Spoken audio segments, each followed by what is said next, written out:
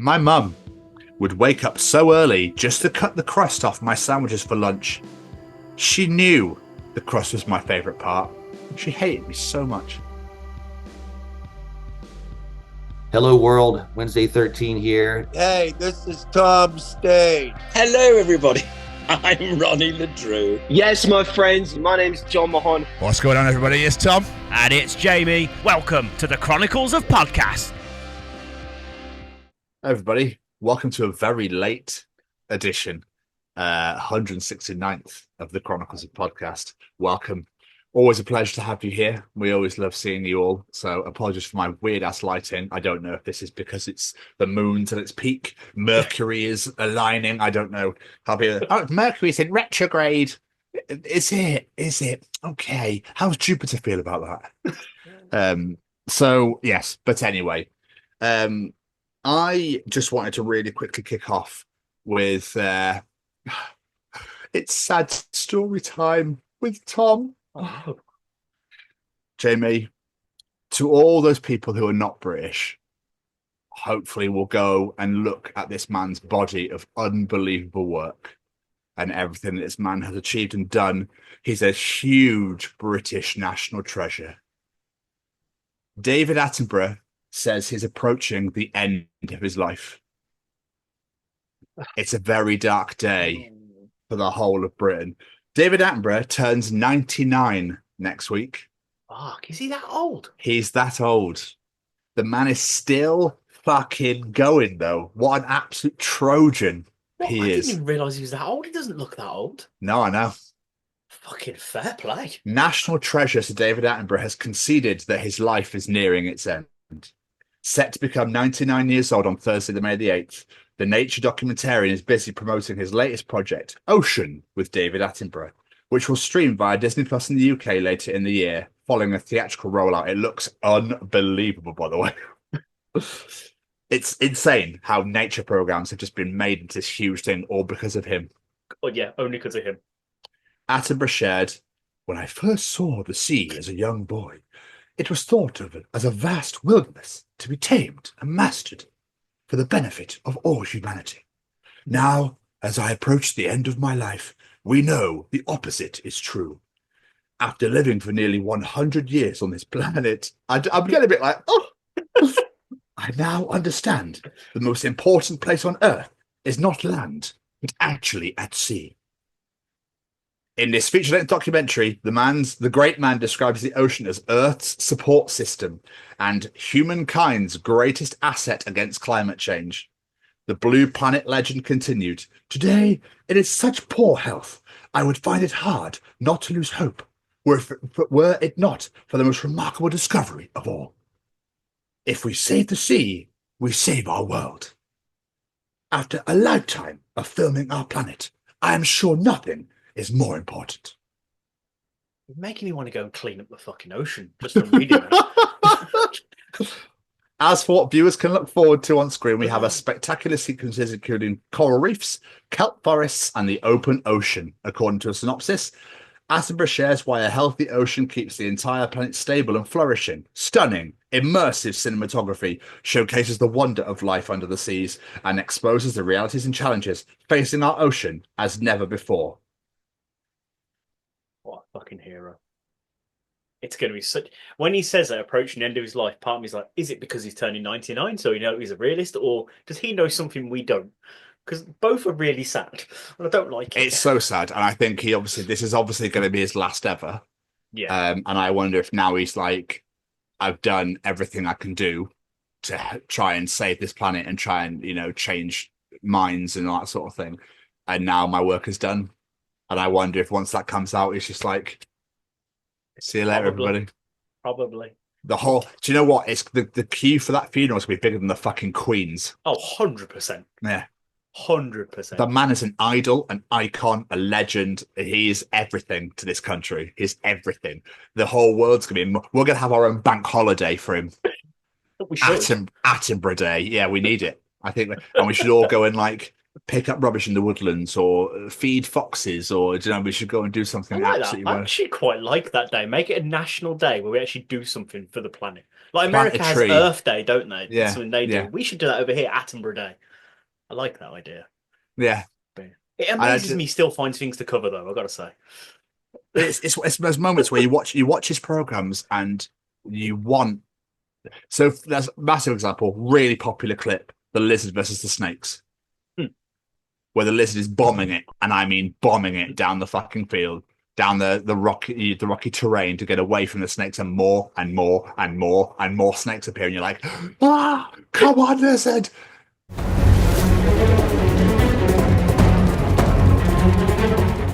To the point where it gets caught and it starts to wrap up, and all of a sudden it just wriggles free and it's gone again. Phenomenal, with his little legs just going like absolutely amazing. Iconic moments. I can't say I'm a massive. I've not watched a lot of Attenborough stuff, but it's things I have seen, I'm like, oh my god. And people are like, oh, I'm the whale. I want the world to survive, but this is obviously how the food chain works. Yeah. And all that sort of stuff. Yeah, it's incredible. They're the most heartbreaking moments of like, this young animal is going to die. You're like, I don't want him to die, but yes, that's how the food chain works. This is called a whiffle snuffer, and it's the cutest thing you've ever seen in your life. You're like, oh, look at it, I've never seen one before. And now here comes the predator to destroy it and eat it all. You're like, oh, Attenborough. no segues, no cutaways. You see the whole thing just get devoured. I kind of like it though. It's how it should be. Show nature as it is. Well, this is true. Anyway, on the opposite end of the scale, the story time again with Tom. So many stories. Tom Delonge sent news to Mark Hoppus to help cheer him up during his battle with cancer. While speaking with People magazine in a recent interview, Mark Hoppus revealed that his Blink-182 bandmate Tom Delonge had an unusual way of supporting him when he was going through his cancer treatments in 2021. When asked by People magazine if it was true that Delonge was sending dick pics while he was in recovery, Hoppus confirmed the rumour. Not of his own, he replied. These are just things that he found online, but it just wasn't when he was sick. It still continues now. You never open a text from Tom on a bus or in a public restaurant. If there's an image attached, you're going to want to make sure that you put your phone away. Like that, not just of his own things he's found online. Like he goes online looking for weird dick pics. Like, love it. What an absolute hero. I hope you never get terminally ill, Jamie. Why are you just going to send me all the dick pictures? You're getting all the even and not of my own. It's almost like a prize on Bullseye that you didn't win. Here's what you could have won. That's what it'd be like. It'd be like the final penis, the final boss. Do you know what I mean? Is you've worked all the way up to get to mine.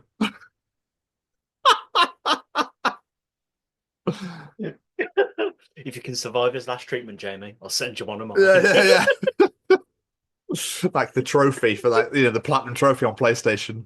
I don't know. I don't hold my penis in that regard, but you know what I mean. But I was gonna say you're really like showing your ego here. I just no. It's not what I'm getting at all. It was just like it feels like it's where you complete your way through a whole thing to get to this final bit to win like the big sword or the big gun or the big whatever or meat sword, dick stick, Trouser snake. Yeah, exactly. Yogurt slinger. I can see Kelly now. So good. To future audience participation. How many names for a penis can we come up with? I mean, yogurt slinger is my favourite, so I'll be quite honest with you. It's absolutely superb. Fucking hell, it's hot. It's been quite a warm day. Yeah. I'm not going to lie to you, Jamie. It's been quite a warm day. And to the third story time with Tom. Do you remember the famous anti-piracy campaign from the early 2000s? You wouldn't steal a car. Yes. You wouldn't steal this. Dun, dun, dun, dun, dun, dun, dun, dun, dun, dun. It appears the font in the advert was pirated. What? True story. You couldn't make this up. You wouldn't steal a font. Remember the iconic "you wouldn't steal a car" anti-piracy ad? Well, it turns out the campaign might have used a pirated font itself. Social media users found the font in the 2004 campaign was actually a pirated copy of a design by Just van Grossum. There's no evidence the designers knew it was pirated at the time. The font clone was being widely shared. And Van Rossum himself isn't mad about it, calling the discovery hilarious. The original ads became pop culture history, even getting spoofed in shows like the IT Crowd. You literally couldn't make this shit up. That's phenomenal. I love the fact that even the guy that did it was like, yeah, whatever, I don't care. The irony of it, I mean, do you know what I mean? Than anything else. It's like, you would steal a car, but you'll steal my fucking font, though, won't you, mate? You prick. You fucking steal my font, my wording for use for your fucking adverts, not steal anything else. So you can steal words, but you can't steal anything else. What is this world coming to, bastards? But you still wouldn't steal a DVD, so you know. That was it. The message still stands. Unless you're in China or a car boot sale. Yes, I always remember the car boot sale part of it. It always used to make me laugh. Fucking hell, I forgot all about that advert. There's no car boots there, people. Right? No. They just shop out of car boots. I need 3 for me, Vauxhall Vectra. Anyway, I did the joke already. So, yeah. But it took me a minute to stick on stuff. Fucking phenomenal. I actually have some stuff to bring to the table this week, so. Wonderful. But it's time for Callum's Treachings. Oh, yeah, fuck it. Hello, this week's Treachings come from the set of my own podcast, That Gym Couple Podcast, that I host with my partner Lucy, where we discuss all things gyms, fitness, gym anxiety, and a bunch of other stuff in between. If you do have the opportunity to come and check us out at That Gym Couple Podcast on Spotify and YouTube, we'd very much appreciate it. Oh, I love doing that. That's the good. best response I think I've ever had. So, like, just the sheer disappointment of like, you fucker. Bloody hell, fuck's sake. What's going on here then? You should pause. So I thought you were waiting for me to cut in, and then you just fucking immediately cut me off. Jamie, Callum is back to treat the world, the nation, the universe, the galaxy. Yeah, why not? Hopefully people on Motocron 5 enjoy this. Jamie, what is Callum treating us this week? Grape soda is always purple, which completely ignores the existence of green grapes. Yeah, why is that? That is a very good Shouldn't it point. be called red grape soda then? You'd think so. And also, why is he called it soda? Because there's no other name for it, is there, I suppose? Well, yeah. Soda. Buy grape soda in the UK. Weirdly, soda doesn't sound like a really fun thing to put in your body. It doesn't, does it? Because I automatically think soda water, which makes me Baking feel a bit soda. sick. Yeah, like I think I'm cleaning. Like Yeah. that word is immediately. It's like why is your soda red? Oh, it's grape soda. I thought I'd use it. So that's grapey freshness. That smell. Use it cleaning up floor. You know what I mean, Janice? I use fucking grape. So I used lemonade. It didn't fucking do out. It was real sticky. It was weird. So I'm using this new red grape soda. It's lovely stuff. This apparently you can drink it, but I don't dare. I dare not do it. I think I might feel ill or something. It's soda for cleaning. You know, you use like the baking soda and vinegar and stuff and lemon, I think, and then you put it in your oven for 24 hours and like all the grease just like becomes like, oh. Apparently. I've never tried any of these It cleaning works. hacks, but It apparently works. It's amazing. I've never really tried it, to be honest. But that's a very good point, though, because but saying that, even red grapes, are they red when you smash them up? I don't think they are. How do you make? Well, red grapes is wine, Is it? and then white grapes or green grapes, whatever you call them, are white wine. Oh, I'm that's a pretty good sure. point. Yeah. So I'm pretty sure. So I don't know how they make the grapes red, because everyone originally just goes to green grapes, but they're technically white, I think. I don't fucking know. You know how blood's technically white? Yeah. Yeah, but it's actually because it's got red cells in it. It's why it's red. Yeah, as soon as So- it's oxygenated, it turns red. Yes, darling. Yes, Yeah, absolutely. Yes, quite. But yeah, I think they're white grapes, aren't they? I don't fucking. I'm not an expert. I'm waiting for the French comments to come in now. Excuse me, monsieur, c'est que fine. The grapes are actually white. You fucking stupid British twat. You take the fucking piss out of us last week. We take the fucking piss out of you this week, you bastard. You know nothing about the grape. The grape. So yeah, but we stand on grapes. then I don't know how you get the different wines when it's made of the same fucking thing.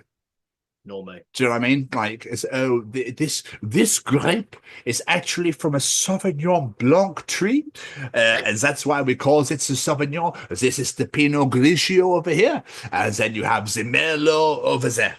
Okay, this is the Merlot tree. That'd be amazing. It's got the little taps on the branches. Make life so much easier. Yeah, it would be. But then everyone just like destroy everyone's vineyards. Sorry, not vineyards. Pretty much.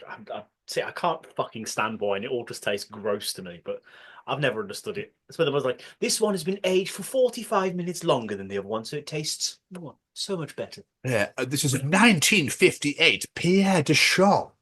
Now, I think you'll find it's one of the rarest wines ever. So I'm not going to actually touch it. It just live in my fridge. It's going to stay in my cellar and gather dust for 150 and years. then when I die, I'll pass it down. Like, I don't get it. No, but then again, we're not wine connoisseurs, my friend. If we were wine connoisseurs, we'd probably understand it a bit more, Probably. I guess. But it has nutty aromas. I'm going to drink some, then spit it into a box. yeah, I was talking to one of Kelly's friends over the weekend, and she went to a champagne tasting. And I was like, hang on a minute, doesn't just champagne just taste all the fucking same? Yeah. But apparently there were some posh twats like spitting it back out again and be like, oh, you could really, really taste the bubbles. Yes, quite. Like, what the fuck? Just drink it and get pissed. Exactly. Well, I mean, I wouldn't do that. That's not my thing. But it's just absolute insanity. Absolute insanity. But still. Anyway, moving on. Jamie, what else is Callum Treaching us this week? Italy really dropped the ball for letting Germany be the ones known for drinking out of a boot. Never like that. Italy dropped the ball because they let Germany drink out of a boot. They get Germany been known as the people that drink out of a boot. Obviously, Italy's shaped like a boot, isn't it? Oh, fuck, my brain did not put that together. I was like, why would they be jealous of that? And I thought it was Australians. With the shoey. Maybe both. I don't know. Do Germans drink out of a Wellington? I swear I've heard Germans doing it as well. They must do. Germans drink out of fucking anything. Well, Germans yeah, just drink. You seen the size of their steins? Well, exactly. But yeah, Italy have really dropped the ball there. Could you imagine? With the way they're shaped, I reckon they should start drinking out of a high heel shoe. Yeah, but it'll fall at the sides. They won't work. It'd be like a thigh-high boot with a high heel on it. That'd be perfect. It looks just like Italy. Yes. I was trying to think of a joke real quick, but it's too late. My brain just went. Sure. I think it's bedtime.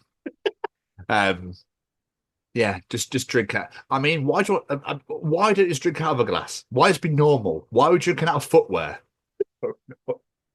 Oh, I might do a hattie later by putting in my fucking hat and just drink out of that. Like, what? Why? What is the point of it? It's like Australians. Oh my god, mate, I'm gonna do a fucking shoey. Do a fucking shoey, mate. You know what I mean? Drink out of fucking. I've been wearing it all fucking. I mean, it absolutely fucking stinks as a fucking foot odor, whatever the fuck that is. What even is that bit? Oh, fuck it, I drink it anyway. I've got fucking old socks on, mate. I've been fucking working all day at a fucking steel mill, and now all of a sudden I want to drink a fucking beer out of my shoe. If that's right with you, you call it a fucking shoey, mate. It's called initiation. Why did the way you said steel mill really make me laugh? I don't know. I don't know. Mill? That's the talk, isn't it? Like it's like a question, but it's not. Yeah. Really tickle me for some reason. Oh, that's fine. Jonah, mate. Jonah, you want to do a fucking shoey with me, son? Do a fucking shoey. We'll do it down the beach. Don't call it a fucking seaside. Only fucking losers in Britain call it fucking seaside. Because the sea's not the side, is it? It's in fucking front of you. They don't fucking understand the concept. Is they're not called the sea front, not the fucking seaside. Oh, they call it the fucking seafront as well, don't they? Fucking idiots. So yeah. I mean, you're right. That is a bit weird when you think about it. Well, I mean, you couldn't do a t-shirt. You could just soak in. Just ring it. I just ring out. Oh, sorry, mate. I've got to go over the shower. I'll go for a t-shirt. You have to go over the shower. That the British don't want to get any fucking grape soda on my floor. Doesn't work. It makes it all sticky. Weird. Oh, fucking hell. I wonder if there is any other weird ones like that, like the booty and the shoey or whatever. I don't know. But Italy have really missed a trick there. They really have. So I think they hate being called like the boot country, don't they? Probably. Yeah. I think I would, to be fair. Very good at football. And finally, Jamie, what is Callum Treaching us this week? There's really no reason why a balance beam has to be so high off the ground. There really is no point. I don't get that either. It's if you can't balance, you're going to break your legs. So, you better try and balance. Mammy, I really, really want to be a gymnast. Okay, lovely. What do you want to do? I want to basically balance on the thinnest piece of wood possible. Why? I don't know. It looks good. But can we make sure it's 15 foot off ground, please, Mum? Because I want to make sure I smash my face in every time I fail. How do you even practice that? I wonder what the worst injuries are. Split-legged or face plant or that sort of thing. Fucking hell. And you still got to fall fucking out onto the floor as well. If it landed on the bar doesn't hurt enough, you then got the land to the floor. Yeah. How do you learn how to flip backwards but still with precision keep your feet? It's unbelievable. I see videos of like little kids doing it. And I'm like, how the fuck are you doing that? No, humans aren't meant to do that. You weirdos. It's just. I don't get it. Obviously we're not gymnasts. I mean, look at the fucking size of us. Could you imagine us doing fucking backflips on fucking wooden poley things that are high off the floor? Like, absolutely not. We'd probably do that thing where you go, I could definitely do a backflip on this, jump, but it's just backwards and smash the back of your head off the thing, knock yourself out. I've never in my life been able to do a backflip. But saying that, I might have been able to, but I wouldn't know how to even start to do a backflip. It's like that weird springboard thing. It's just they jump over the weird things you put, like it was like a weird pyramid thing you put on top of the soft top. Yes. Yeah, but you put a springboard, but the springboard never really sprung. No. So you just like straight into it. I remember once in school, this is so funny. In my head, I just went, I'm doing a hardcore holly if I clear this line. If I clear this high jump, I'm doing a hardcore holly. I don't know why. So I think I was in the top 5 because I'm a giant, but I don't know how the fuck I did the high jump. Anyway, I did it. I just aced it, landed on the mat, just got up and just went. I just put my hands out. I didn't really used to come out. And I was like, I don't know why I did it. And everyone at school just went, fucking weirdo. How'd you like me now? Just walk off. His music was amazing. Just that heavy distorted guitar riff. Yeah. That's all it was.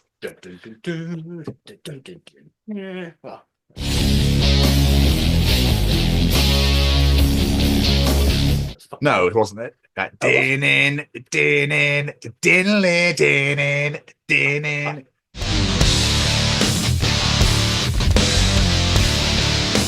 What was I singing? I have no idea.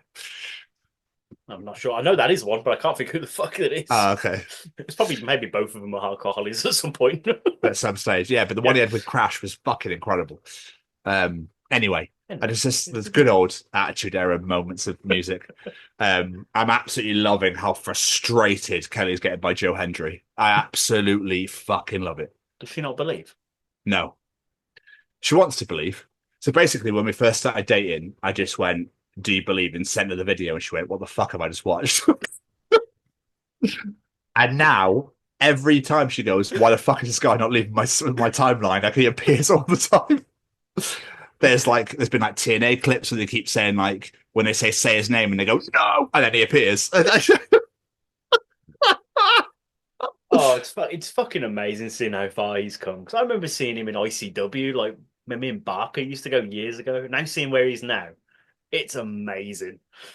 Fucking fair play to Joe. Yeah, we love it. We love it. It's a good. Anyway, so where we go, we're talking about gymnasts, weren't we? Then I got onto wrestling. Oh, yeah. So I used to love doing athletics, though, but I couldn't. They always put me in races. I was like, I can't. I'm not as quick.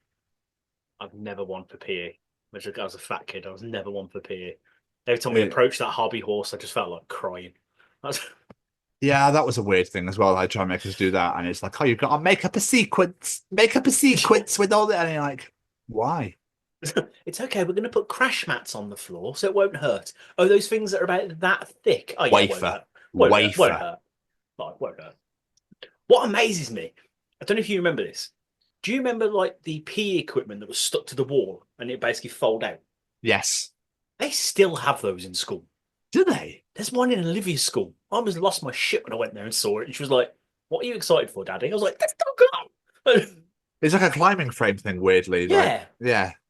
And you had the rope and everything. Yeah. Yes. Oh, the rope. I could never do that. Oh, no. I don't think I even tried. I think I walked up and went, now I'm good, miss. I'm walked off. Yeah. I was like, oh, really? I reckon from the crypts. Yeah. But still, I can't believe they're still there. That's nuts. I thought it'd be like fucking some sort of space age fucking AI shit now. Same. I was really quite surprised. When you push a button, it goes like, you know, like the revealing on catchphrase when it reveals a little square. Like it just comes up the wall and like aligns. It's just all made out of fucking, I don't know, nylon or something. I don't know. You know, like space age shit. They've even still got, do you remember the long benches they had that would hook onto it? Still got them. Mental. Fucking couldn't believe it. I was like, if it ain't broke, don't fix it. Still works. Happy days. Crazy. Thank you, Callum. Thank you so much. Appreciate this Treachings massively. You absolutely as always. Sorry, James. You said you had something to bring to the table. Yeah, I did, didn't I? Yeah. Well, it's Well, two hang on, things. because I'm joking. But one of them's a bit of a follow-up from something you mentioned last week. Okay. So you mentioned when you were watching Britain's Got Talent and there was the toe wrestling. Oh, God, yeah. So I went to, because when I'm doing the editing, I went to look for the clip of that to put it in because I was like, what the fuck is this? I fell down a rabbit hole. This is a thing. I didn't realise how much of a thing this toe wrestling is. Like, it was created in Derby in 1974 by two blokes in a pub that went, I want to create the ultimate British sport. And they came up with toe wrestling. Don't away!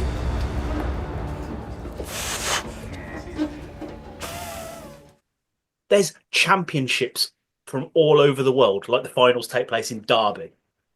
But it's basically like Fun Wars, but you've got to pin the other person's foot down. Right. But the thing that blew my mind the most in the little clip I saw, this one guy surgically had his toenails removed to give him an advantage over his competitors. You've had your toenail removed? Yep, both my big toenails. Both? Yes, yep. Why? So, what I found is that the toenail, as it was growing, was, when you toe wrestle, you'll feel it yourself, that it was pushing into the cushion of my skin, and it was cutting my toe quite badly. So is that a big tactical advantage for you? Absolutely, yeah. So why don't we see other toe wrestlers do it? Because they're not as clever as me. Why was that an advantage? That bit I couldn't work out. Because the toenails would surely just shred them to pieces. I think it's because they got to grip their big toes together. So I'm guessing he had more control without the toenail in the way. Yeah, but surely they would just get sliced and diced by their toenails. And why we talk about this? This is weird. But yeah, It makes me feel odd. I just like I said, I'm just like, I need a clip for this, and I was like, why is this a thing? Like 150 videos came up, not the Britain's Got Talent one, but loads. I wonder if they drink out of a shoe afterwards to celebrate. Probably wouldn't fucking surprise me. With toenails in it. All right, the loser's got a fucking drink out of this bad boy. It'd be like how you have like the dirty pint when it's your birthday and stuff like that. You know, that fucking lame shit that people do. I'm going to give you a Baileys, a beer, a lager, some tequila, and you got to do the whole thing, and you got to be sick everywhere. I've only ever to do that once in my life, and it was not a pretty night. Was that your stag do? No. This was years ago. We were playing like a game, and you had to put bits of your drink in the cup, and then whoever lost the game had to drink what was in it. Oh, Ring of Fire. Yeah, that was it. Ring of Fire. Well, I always remember your stag do when you were passed out my bathroom floor. I thought you were going to bring that up. There's a picture Remember somewhere, that? isn't there? Yeah, there is a picture somewhere where you were absolutely dead to the world, and I was like, it's a great photo. I don't even remember what the fuck happened that day. That's when way too many vodka Panda Pops at Corporation, yeah, they're like £1 for a quad vod. Yeah, and I drank them way too quickly. Yeah, I remember. That's good night. They tasted good though. Probably because I couldn't taste the vodka. I'm sure they were. I never drank them, so yeah, I had no idea. And the other thing I wanted to bring to the table this week. Now, you know how last week I mentioned that terrible concept for a film of Toys R Us. Oh God, yeah. Oh no. This is a great concept for a film, and I'm very excited for this film because they are doing a film called Wile E Coyote versus Acme. Okay. It's a courtroom drama where Wile E Coyote is suing the Acme Corporation for all of their things not working when he tried to catch the Roadrunner. Well, this is genius. Okay, What I'm all a ears. fucking great idea. Ears. What a great... They've not much details out of it because it's not out till 2026. But Will Forte is playing Wile E Coyote's lawyer. And John Cena is playing Acme Corporation's lawyer. I am so excited. I cannot wait to see this film. What an incredible idea. This is genius. This is actual. Now we're talking. Fuck your Toys R Us shit. Now we're talking Wile E Coyote and a Roadrunner. Hopefully the Roadrunner's in it as well. Oh, he's got to be on the stand. Guest appearance. Yeah. Guest appearance. Bit of birdseed. Yeah. Huge throwback, that is. That is a very, very I throwback. really hope birdseed's involved. I just got this image of all these Looney Tunes characters taking the stand in a courtroom, and I'm like, how incredible is that for an idea for a film? Please don't make it shit. I know, like, please, Warner Brothers, nail this as This is much the thing, as it right? has the potential. Finally, an original idea. Yes, original characters, an original idea, and Do you know what genius. I'm really heartbroken by? What? The 2025 Seagull Championships were last week, and I thought you were going to bring them up. I didn't realise. I've not seen anything about And it. you've absolutely broken my heart. So that kid that won last year went back to defend his title. Please tell me he won. And he won. Yes! Yeah. 10-year-old boy from Chesterfield who is defending his title as European gull screeching champion.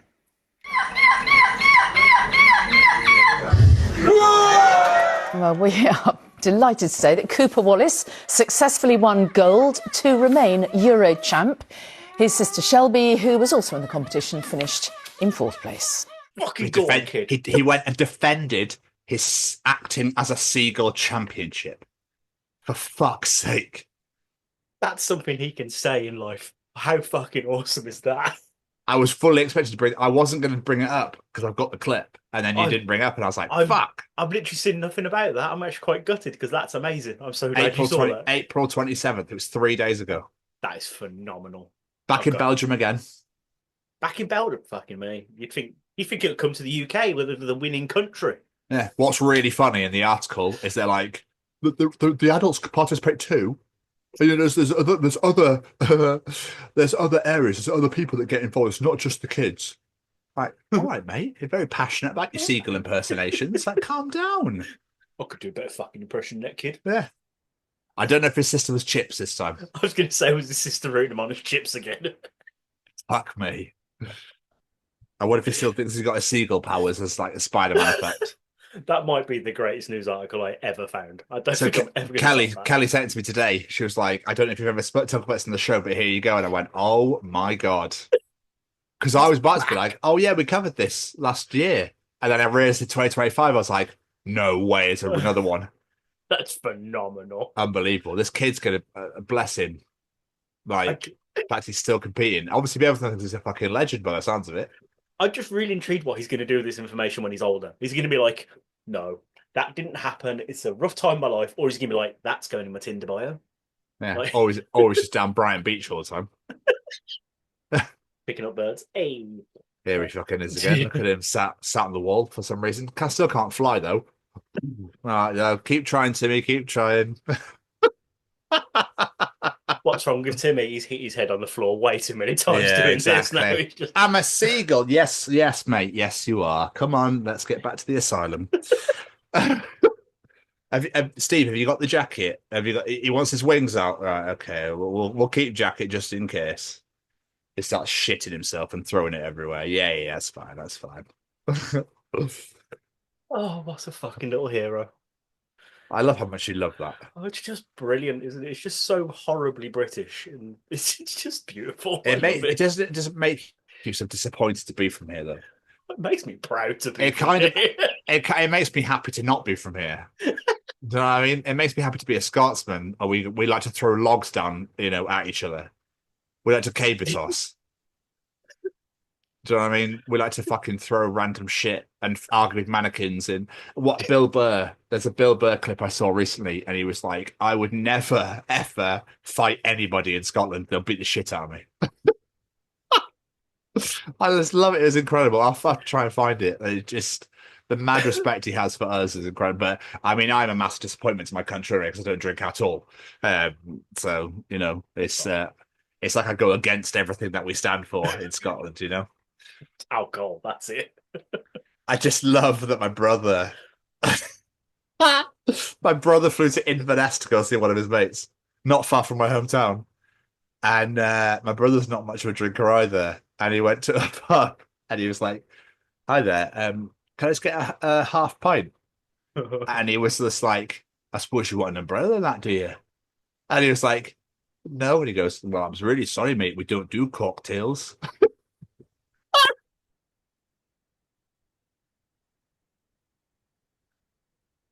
That's fucking beautiful. Oh, that makes me so proud that we just don't give a fuck.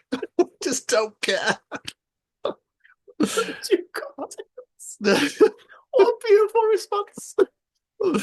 Oh, magnificent. He said it was really scary because it was like a local and he walked in, everyone just turned around and stared. And he was just like, and as soon as he opened his mouth, obviously they went, English boy. And it's like, oh, Joe, you are brave. You are fucking brave. English boy in the local pub asking for half a pint. He might have fucking the Inverness. biggest bollocks on the planet Yeah. that day. Like, that's nowhere near the border. That's up in the fucking north. Yeah, you brave bastard, you. Fair play. Absolutely incredible. How are you, my friend? You okay? I'm good. I'm tired. I'm a little wound up. I've had a real shitty few days at work, but do you know what? I fucking needed this. This has been so much fun already, and we're not even halfway. So Good. I needed this. Well, I'm glad you enjoy. I'm glad you enjoy. Other than being tired because it's 4 minutes to midnight. Other than that, yeah.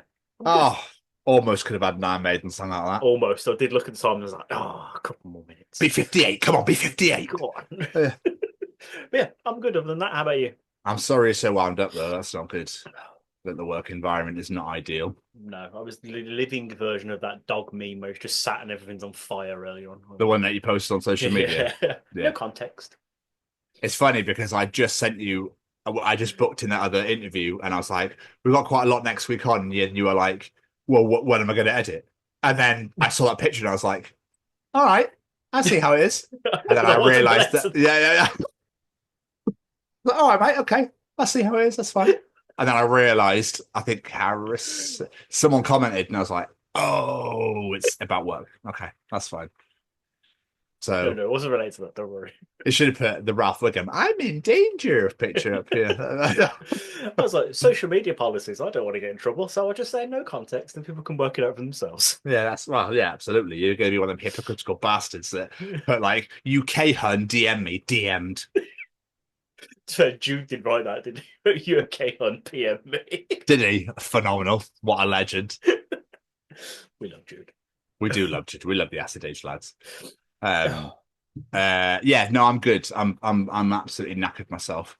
But in really exciting times, because my landlord won't stop fucking showing up at this house, I get to have my notice in tomorrow. So I'm quite excited. Yeah, I'm quite excited. I found somewhere else to live. So yeah, fuck you, landlord that lives here randomly for no reason whatsoever, with absolutely no prior notice of any sort, just turns up really late at night and leaves really fucking early in the morning, has all your daughters on your own post delivered here, gets really shitty when it gets sent back, return to sender, and don't fucking say out, prick. So yeah. Hold on, did you say he's been staying there? He stays here, he showers here. That's fucked. I'm even pretty sure he's already fucking here tonight, because I heard a door slam earlier, so, but still, you know, weird as fuck. Weird as fuck. Unwanted people in this house just randomly turning up. On Saturday, I was at work and Sophie texted me. She went, have you got your keys? And I went, what a weird fucking thing to ask me. He went, of course I have. How do you think I locked the door? And she went, there's some keys in the front door. The door's unlocked. I was like, oh, weird. Fuck. So I was like, take them and hide them. So she did. I was like, so she took it, but I was like, what if Sophie hadn't have found those keys? What if some other fucker had found those keys? Well, yeah. Exactly. And allowed themselves to stop robbing from here. It's fucking weird, man. I'm not having it. So I'm leaving. Fucked, and I don't blame you, and I hope Sophie does the same. She handed a notice in like 3 months ago. Oh, did you? But she can't leave till July. Yeah. So, yeah. And they were like ringing her, why do you want to leave? Why do you want to leave? She's like, fuck off. Because it's my right to. Exactly. Fucking weird, man. So I'm buzzing to get the shit in the hell out of here. Can't say I blame you. Can't say I blame you. What have you doing? What have you been doing? What's been going on? Fill me in. Craig David me. Mostly Rhiannon, of course, which has been, as I said, fucking hell on earth. Fire. Yeah. But other than that, I had a wonderful weekend. The wife went away for the weekend, some hen party down in Newquay. And so it was me and Olivia weekend, and we had a great time. Friday, we went to the cinema with Zach and Claire to go see Minecraft, which had no right being as good as it is. I thought this is going to be a load of fucking video, like a load of shite. I had so much damn fun in that film and understood way more references than I thought I would, but kids playing Minecraft. But it's not, it's just like the setting is Minecraft. It's just a dumb comedy film. Jack Black and Jason Momoa together need to do more things because they are hilarious together. Really fucking enjoyed it. I walked out, I was like, why did I enjoy that as much as I thought as I did? Like, because you're Jamie Westwood. You enjoy everything. Even then, it was just really fucking fun. Really, really fun. What else did we do? On Saturday... Whoa. Hang on. What's the chicken thing? Oh, the thing I mentioned last week. Yeah. Literally, he says he's getting in a fight. and then a zombie falls down from the ceiling, like a little baby zombie, lands on a chicken, and Jack Black says, "Chicken jockey," and then they fight. There is nothing extra. It's not like he even goes, "Chicken jockey." Nothing. It literally goes, "Chicken jockey." And did everybody jump up and down, throw popcorn, and go nuts? No. Oh. I'm quite glad about, but I do not understand what it is that made everyone go mental. It's not even an exciting bit in the film. Like I said, he doesn't go like chicken jockey. It literally just says it, chicken jockey. Oh. People are weird. Yeah. America? Yeah. I imagine some people over here decided to copy it, but they're too far gone. Yeah. Yeah, pretty much. But yeah, don't understand that. But yeah, on Saturday, me and Olivia went to the Think Tank Science Museum. We've been there before. She really wanted to go again, so we went to that. They had like this video game thing on where they had like different video games from all over the fucking years. They had like an Atari set up in there, and NES, Mega Drives, all this sort of stuff. I was loving life. The kid was like, "I don't get this," but it was fine. It was good fun. So we spent some time there. Had a great time. We went and had Pizza Hut for dinner, which was lovely. And yeah, and then on Sunday, me and her went to Cheltenham to go see the kids. Spent the day in the park, and yeah, it's pretty much about it. And then back in work. But yeah, we had a lovely weekend. Daddy-daughter weekend. It was lovely. Excellent. Yeah, that's pretty much me. What about you, my friend? Have you heard that Donald Trump wants to be Pope? I heard that he was a disrespectful prick and didn't wear the correct clothing to the funeral. But Of course. I made it. Braden messaged me and he was like, "Have you heard about the Pope?" This is like last week. But I was like, "Yeah, religion's not really my thing. Like, obviously, it's sad, and he did a lot for the world, blah blah blah." And I was like, "He went, who do you reckon be next?" I was like, hilariously, I bet you Donald Trump wants to run. And obviously, at the time, it wasn't even a thing, and now he does. I just thought it was fucking weird. I'd like to be Pope. That would be my number one choice. That guy needs to just go and play in fire. Anyway, yeah. Couldn't get any further away from Christian values if his life depended on it. I know, tell me about it. Anyway, we don't talk about Nazis on this show. So what have I been doing? So obviously I've been Rihannaing a lot. Saturday was absolutely disgustingly busy, like just insane. And yesterday, so on Saturday we did a lot. I think like a record-breaking day almost. And yesterday, my director was like, "Can I have a word?" And I was like, "Oh, fucking hell, yeah." Just took me in a room and was like, "Are you loving it? Are you enjoying it?" And I was like, "It's fine. It's a job. Not really bothered." Do you know what I mean? And then she was like, "Okay, well, for all your customer service and all your hard work, I want to give you this card." I was like, "Oh, thank you very much. You know, the all for one." Yeah. I was like, "That's amazing. Thank you. Like, I really appreciate it. Thank you." And she was like, asked me a couple more questions. Then I was like, "Okay, well, I've got to go back to work. It's nuts." So I did. Jamie, for all my hard work and for all my customer service responses I've had, all green, by the way, and I've had no bad reviews, how much do you reckon was on the card? My head wants to say 20, but as you give me that response, I'm guessing like £5. £10. Wow. I'm worth 10 quid. Wow. We made 13 grand on Saturday, and I'm worth £10. You'd almost expect 20 quid. That'd be like a standard. That would have been a bit. That would have been a bit more, but I was a bit like, yeah. I almost want to go. I'm all right, thanks.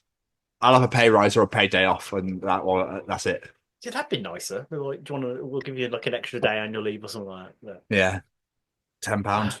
I'm grateful, but I just feel a bit like. No, I know what you mean. Like the sentiment's nice, but come on, the amount of money you're earning, you could have a bit more effort than that. Yeah, Especially in this climate, you're gonna have to put fucking extra money on top of the tenner to get anything. So I was like, "That'll do lunch."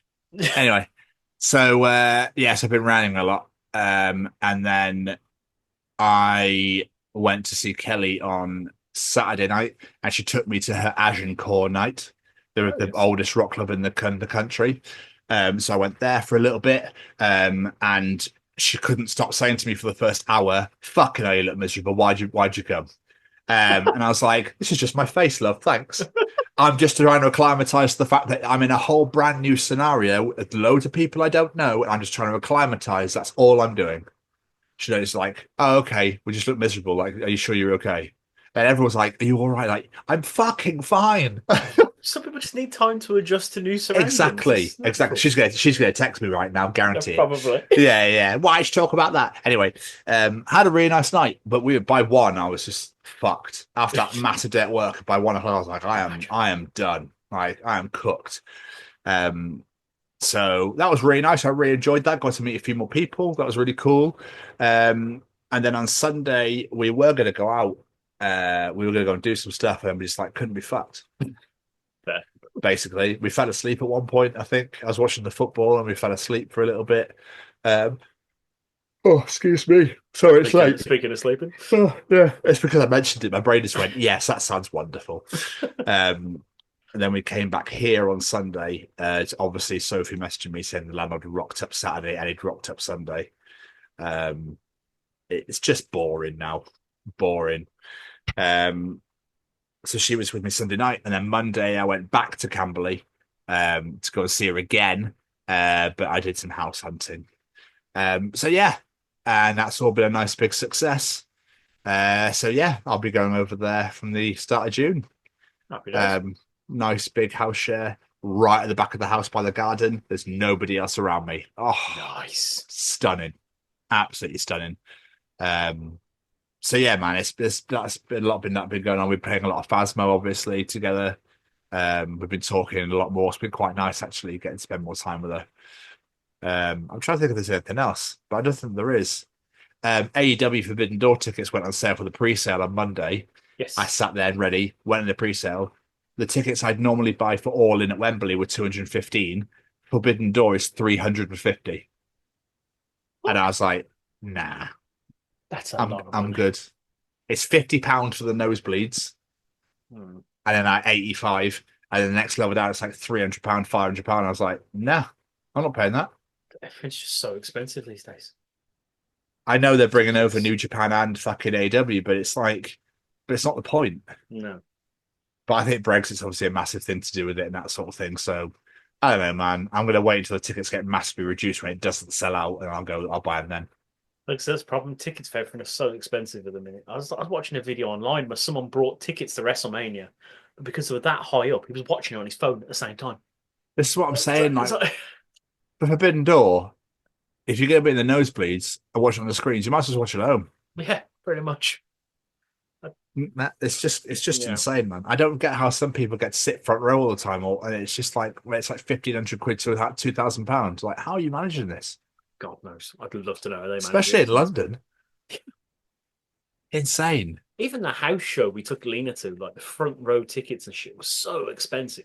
Yeah, I don't get it, but this is the climate that we live in now, my friend. Unfortunately, yeah, unfortunately so. Yeah, I don't know why ticket sales aren't going down. Why prices aren't going down now? Like, why is things still fucking insanely high?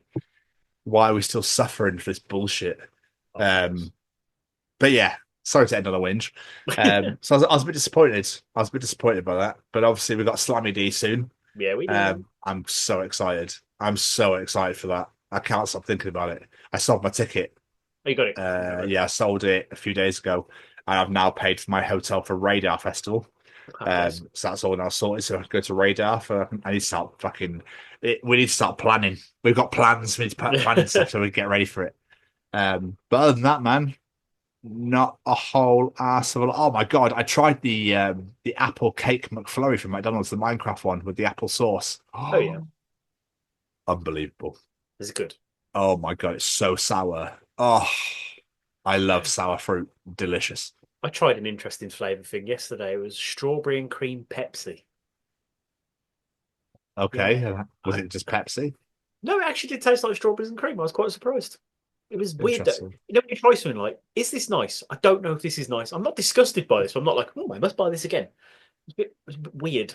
Mackey's are going to bring out the new frozen cherry lemonade next week, and Biscoff Frappe and Biscoff McFlurry. Very excited. Everyone's loving Biscoff these days. Mate, I love it. I've loved it for years, though. Yes, I'm a hipster. Anyway, I believe we're all caught up. We are indeed. Jamie? Yes. It's time for Tom's Journal. Ooh.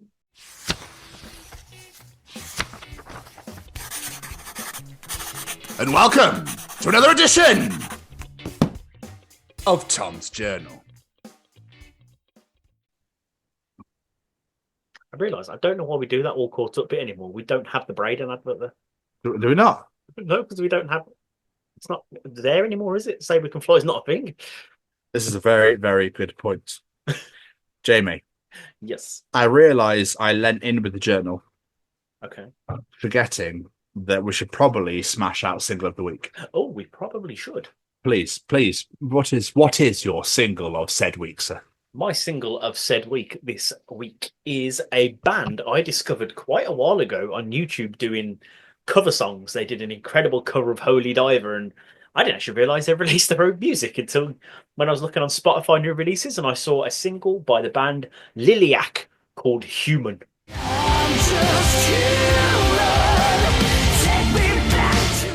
And it is fucking great. I don't know if you know anything about this band, but they're all brothers and sisters. They're all quite young as well. Like I think the youngest member's like 15, 16, something like that. Okay. They're managed by their dad. And I think they might even be like a Christian group.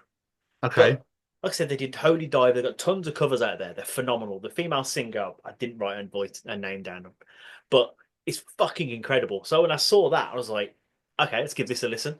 My God, is it good? Like, as I said, her voice is incredible. The sound is it's just like power rock. You think it was out of the 80s. Like, it's so damn good. That's why you love it so much. Yeah. It's just fucking really good. It's like hard rock from the 80s with like modern female vocals, and it's it's a lovely little blend, and I absolutely love it. So everyone go check out Liliac. What about you, my friend? What's your do it right now? My single of the week is by Fit for a King. They're releasing their 8th studio album later this year. The brand new single is called No Tomorrow, and it's fucking unbelievable.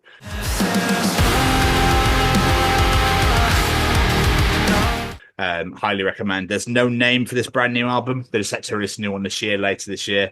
They've got Keeping Secrets and Technia Muppet as well released. So I highly recommend you go check them out. I love Fit for a King. Love my metalcore as always. So, anything with screaming and loads of singing in it, I'm all over it. And some serious riffage. So, excuse me.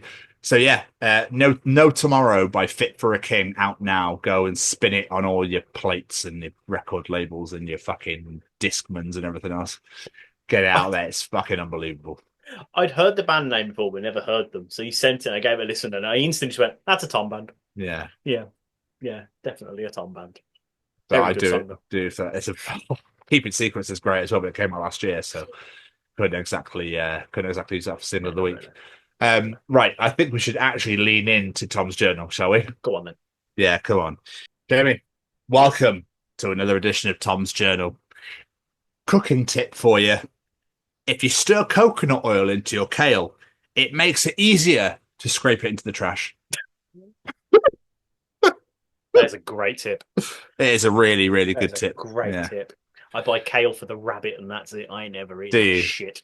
Yeah, that's fair.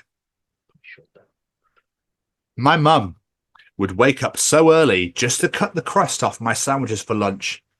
She knew the crust was my favourite part. She hated me so much.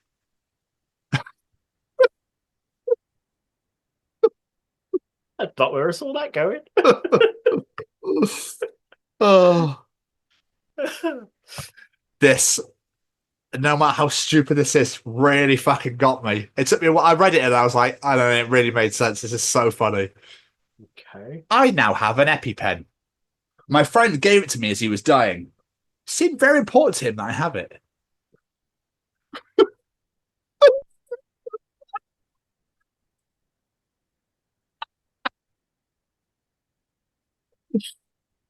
Oh, for fuck's sake. Oh, I like that. I feel a lot of people will enjoy this. The book will turn your kids trans crowd really start explaining to me why I am not, in fact, a very hungry caterpillar.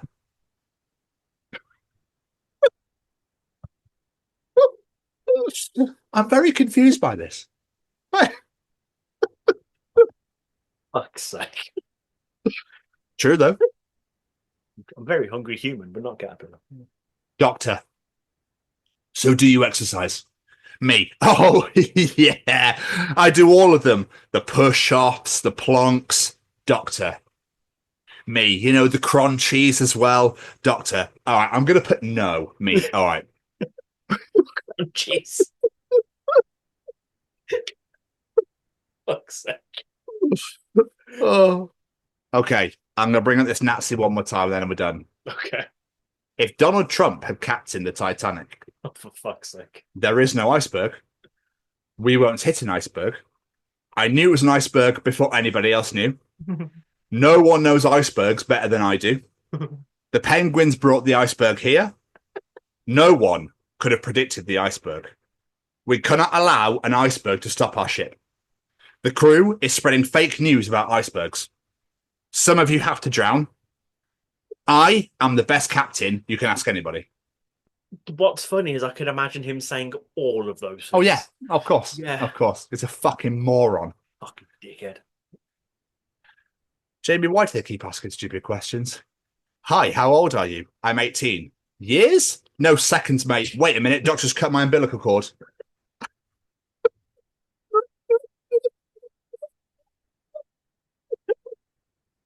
So fucking stupid. But why would you ask years? Why would you ask that? Fuck knows. People are idiots. Right. After the day you've had, mate, you deserve a break. Oh, God. Stop healing. Choose violence. Go batshit insane and do it for the plot. Why did Jamie go mad? Yeah, me. So how do I do taxes? School, here's a recorder. Me, what's a credit score? School, put it in your mouth and blow like this. Me, but how do I choose the right healthcare plan? School, hot cross buns.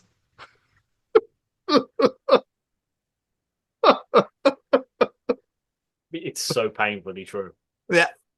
Like, how they have not looked at it in all these years, I'll never know. I don't know, man. Like, I don't know. Baffles me. Right, I've got one for you. Unhinged email sign-offs. Okay. This is what you can use at work, all right? With pizzazz. At your cervix. Apologies for existing. Over and snout. Without my ducks in a row. Feeling hamburger helpless. On the brink of tears. Stressfully. We ride at dawn. Searching for my marbles. Help, I've fallen and I can't get up. In a tailspin. Throwing it on the back burner. Sitting in utter confusion. One fish, two fish, red fish, blue fish. Roll the credits. Derp. Neutral regards. Ooh, All right. Lukewarm regards. Ooh, I like that too. Live, love, laugh. Hags. And hasta la pasta.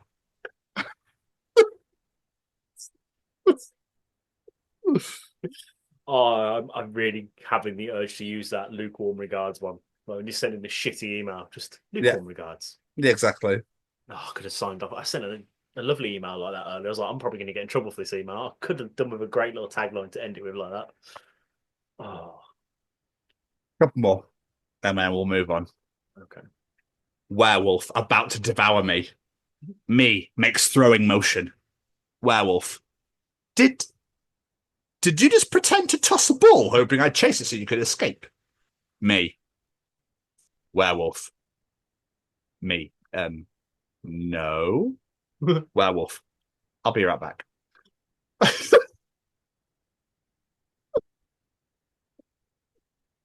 For fuck's sake. We haven't had a barrel scraper like I thought that was amazing. Shut the fuck up. How dare you? That was incredible. Oh, I'm heartbroken. Well, I'll end on this then, you fucking prick. In every partnership, there is a person who stacks the dishwasher like a Scandinavian architect, and a person who stacks the dishwasher like a raccoon on meth. I don't own a dishwasher, yet I know exactly who that would be in this household. You Scandinavian architect, you. You got it. And that was another edition of Tom's Journal. Another beautiful edition. Thank you, sir. Thank you. Thank you. If you were an asshole at the end, it's fine.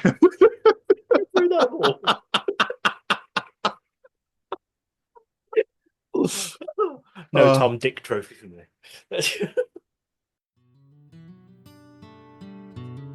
It's about getting into schools and talking to young people because, you know, I know that people can change. And it's about talking to people and getting them to understand and perhaps step back from violence and prejudice and whatever. And we just need to work together and keep on the good fight there. Absolutely. Hey there, guys. We are ecstatically happy to announce that we are associated with the Sophie Lancaster Foundation. The times are changing, and with the unfortunate death of Sophie, those changes have made a massive impact for the future. If Sophie was with us still today, I can guarantee what you are doing will still be reaching so many lives of young teenagers, young adults, and those who wish to be as different as possible. So thank you very much. To find out more about this incredible foundation and all the work they do, and more importantly, how you can help, head on over to www.sophielancasterfoundation.com. Mr. Stevens, do. Mr. Stevens, Mr. Stevens, Mr. Stevens. What is that? I believe in miracles. I don't know why that was the first song that came to my head, but there we are. With the wind and the sails and the something, Jamie's flying, and no one knows how far Jamie goes. It's audience participation time. You sexy thing, you. Oh, I feel somewhat dirty. So you should. What song was I again? Oh, yeah. We're all gonna participate in Jamie's challenge. Motherfucker, bitch. Ladies and gentlemen, it's time to participate in Jamie's participation challenge. This week, I said, there's something weirdly special about meeting celebrities, especially if it leaves you with a lasting memory. So this week we're asking, what's a particular meeting with a celebrity that has left you with a lasting memory? Okay, so there was quite a few, but I'm going to land on Michael McIntyre. 2008, April 2nd at Cheltenham Town Hall. So amazing. Front row, he took the piss out of me for some of it. And at the end, he was like, he walked back out on stage again, and when everybody had left, he went, "Where's everybody gone? This is my encore." And then there's only like us left there. We had a photo, we had a chat. It was really nice. Walked into his car, and as we got out the front of the town hall, you know, there used to be a club called Boogie Lounge on the opposite side. Yes. And he went, "We're all going to Boogie Lounge. Stop what you're doing. Come here. We're all going to Boogie Lounge." Like trying to pull people up the street and stuff. It was so funny, but he was just so nice. That's amazing. Yeah, we just like had a nice chat and stuff, and he was just really, really lovely before he became absolutely huge. So that's what I'd probably go with. There's probably loads more interactions we've had with the show and everything that we've done, and that sort of thing. But yeah, that was the first one that came to my head. What about you, James? I mean, like you say, we've had a lot doing this show, the amount of bands and stuff we've met, but the one that first comes to my head is from when I was like a small child for some reason. I don't know if I've ever told this story before about me meeting the British Bulldog. Go on. So, W8, was it W8? No, not WH Smith. Virgin Megastores in Birmingham. They were doing a signing for WrestleMania 7. That's how fucking long ago this was. My mom takes me. We walk up to Davey Boy Smith, who sat there signing things. The dude's fucking huge. And I could say anything I wanted to say to that man right there and then. I could ask him any question my little heart desires. I look at him and I say, "Where's your dog?" Of all the things I could have fucking asked him. How old were you? WrestleMania 7, so what's that, 91? So I would have been what? 5. 5, yeah. You were 5 years old, mate. 5 years old. Where's your dog? It's just funny, of all the things I could have asked him. Where's your dog? But you were 5 years old. I know, but still, it's pretty funny to me. Of all the things I'd like to ask him now, and when I actually had the opportunity to, where's your dog? Apparently, he looked at me and just went, "She's at home." Yeah. Love that. My mom's never let me live that down. Good. I can actually still remember it, which is the weird part. Do you remember when we met Roddy Piper? Yes, I do. That was a good day. That was a great evening. That was for your birthday. I think I did that for. Yeah, I think it was. Yeah. What a That was great- amazing. Let's get some audience answers. This one really made me laugh. Sizzling Dandy on TikTok. Dom or Dick from Dick and Dom asking me for directions to the acoustic tent at Glastonbury Festival in 2015. I can't remember what year. It was 2015 or 2016. I just love the fact it's Dom or Dick. Didn't know which one, but one of them's Dick and one of them's Dom. Meh. I don't know which one's Dick and Dom, if I'm completely I honest do. with you. Dom's the smaller one. To be fair, I still to this day I doubt myself on which one's Ant and which one's Dick. So Okay. I think I know, but there's always that thing in the back of my head that goes, have I got that right? Never 100% sure. Just don't ask me which one's PJ and which one's Duncan. Couldn't say on that one. Anyway. Joe Smith, I met the king and he praised me up for homeschooling the kids.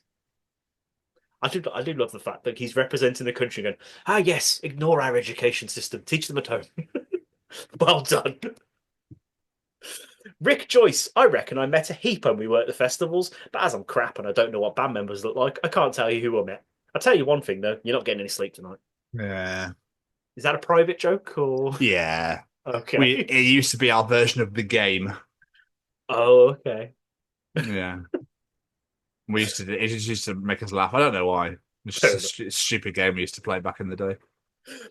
Michaela Spence. For me, it was definitely meeting Jude from Acid Age. What a stud. I better get princess treatment for that. I hope she fucking does. She fucking should. And what a celebrity he is. Fucking love Jude. Ian Fitz. Now, I asked for context, but he didn't respond. So all I've got is the headline of Headbutting Danny Filth. Oh. So fair enough. If that's your favourite memory for being a celebrity. I know I met Ian when he used to work as a security guard at Sainsbury's. So I know he's done a lot of security work in the past. So I can see that happen. So, yeah. Melissa Daly, Good Charlotte. I'll never forget it. When they opened that door, everyone gasped. And the first couple of things that came into my head was, oh my God, I can't believe it's them. And wow, they're shorter than I thought. Wow. You know what? You do have this idea in your head that celebrities are tall. I don't know what it is. I don't know about for you because you're just a tall person in general. But I don't know why. I just don't ever imagine celebrities being short. I just remembered Slam Dunk 2017. I was with my sister Kate. I took her for her birthday.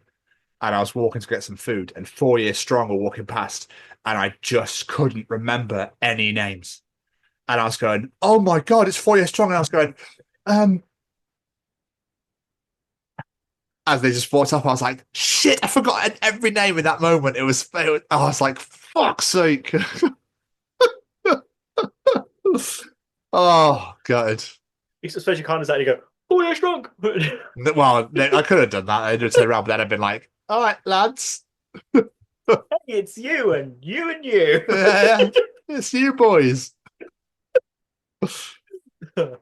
Abby Lloyd, meeting Craig Charles. He was absolutely lovely, stayed late after the con had finished to see everybody in his queue, and was kind enough to say I look like Diana Dawes. I don't know who Diana Dawes is, but apparently Abby looks like her. I'll give you a few more. Kelly Cleaton. I was at Windsor Horse Show, very posh, and saw a crowd of people, so me being annoying, I decided to walk through everyone, and it ended up walking into the Queen. She said hello to me. What's all the fucking fuss? Oh, sorry, Your Majesty. Or when I went to a classic car show with my friend way back in the day and saw Bruce Forsyth. We were kind of starstruck being kids so much I fell down a hole in front of him and dropped my lemonade. He just laughed and then ran away after that. I don't think he didn't help you up. He's just like, I'm off. I think she ran away from embarrassment. Oh, I read that as in he ran away. No, I think she ran. I don't think he'd go, a chance had a hole, shit! And I just like... Let it go. I just the fact I'm more impressed she met Bruce Forsyth than I am the Queen. And she added as well, when I went to a club in Guildford once, they had David Guest opening the new smoking area. And we told the security we were family, and they let us in VIP, and we met him. He was lovely. Who the fuck opens a smoking area? I don't know. David Guest, apparently. Like, I really want to know, is that like a posh name for a guest area of the club, or it's literally the smoking area? Because that's fucking weird either way.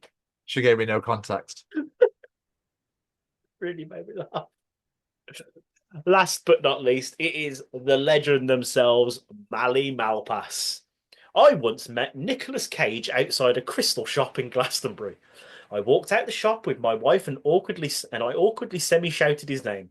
My wife thought it was somebody I knew because of my overly familiar tone, but it was actually Holly legend and 80s cocaine aficionado Nicolas fucking Cage. He was very gracious and shook my hand as I fangirled immensely, and then he disappeared into an estate agent. The idea of Nicolas Cage looking for houses in Glastonbury. Of course. And why not? Why the fuck not? Why the fuck not? But thank you so much to everyone that participated in Jamie's challenge once again. We appreciate every last single one of you, so thank you so much. If you enjoy Jamie's participation challenge, Tom's Journal, Callum's Treachings, the interview when it's here. And yeah, I mean, it's 169 now. They're still fucking going. And then enjoy the other 168 editions of the Chronicles of Podcast, wherever you get your podcast from, is Spotify, Google, Apple, etc., etc. The main two places we'd like you to come and find us is all over social media at TCO Pod, whether that be Instagram, Facebook, TikTok, LinkedIn, whatever you use, Threads, that sort of good stuff, at TCO Pod, or come and subscribe to us on YouTube at the Chronicles of Podcast. Hit that bell to get notified when new videos are released and comment to your heart's content. That's all social media at TCO Pod, and subscribe to us on YouTube at the Chronicles of Podcast. Jamie's got something he wants to fill you in on. I do. Before I say my thank yous, I do just want to quickly touch on what you said there about social media and TikTok. I just want to say a massive thank you to all the fucking love we have got over the Tommy Johansson clip over the past few days. Like, that man is popular. That man is very popular. What really blew my mind is I spoke to my dad on Monday night, and he was like, I can't believe it, Tommy Johansson on your show. And I'm like, what the fuck? How do you know who he... Like, what the hell is going on here? He went, what, your fucking 58-year-old father? You know, he can listen to music too, you know, you fucking bellend. And I was like, no, I know, Dad, I'm not saying that. What I'm saying is, it's like, do we live in a bubble? I think we do. Like, yeah, we must do. Because everyone's losing their shit over it. And I'm like, it's just, yeah. It's amazing. I love it. I love it so much. But anyway, I want to say a massive thank you to a few of our friends. Every single piece of music you heard on today's show was brought to you by the wonderful singer-songwriter Matt Roberts. Go check him out. All social medias at Matt Roberts Music. Go check out his music on Spotify, YouTube, Amazon Music, wherever you get your music from, and give it a listen because it's bloody good. And of course, we have to say a massive thank you to Mr. Braden Barry. His SayWeCanFly.shop is no longer a thing, but you can find his merch store, Anxious Ghost. Go listen to his incredible podcast, Amber Forest Pictures. And of course, go listen to his beautiful music under Say We Can Fly. And last but not least, a massive thank you to the Sophie Lancaster Foundation because they're stamping out prejudice, hatred, and intolerance everywhere. And I mean everywhere. This is not a UK issue. This is a global issue where people of the alternative community are being treated differently simply because they wish to project themselves out into the world. This past weekend was Whitby Goth Festival. To see all the incredible love for the foundation in Whitby as it happens every year was absolutely beautiful to see. And a massive love to our good friend Millie Gray over at this foundation, a national TV star on TV show The Piano, seeing all the love she's getting for her incredible voice. What a great weekend for the foundation. Go check them out. SophieLancasterFoundation.com. Familiarise yourself with Sophie's story. Share it out with the world and do everything you can and to help us help them. And last but not least, a massive thank you to my beautiful co-host right there. Appreciate it, my friend. As always, right back at you. Another wonderful edition of the bag, Jamie. Indeed it is. Love it. Love doing these every single week. But as for this week, we'll see you all next week for the Chronicles of Hillhaven. Interview. Goodbye, everybody. Ta-ta. Bye.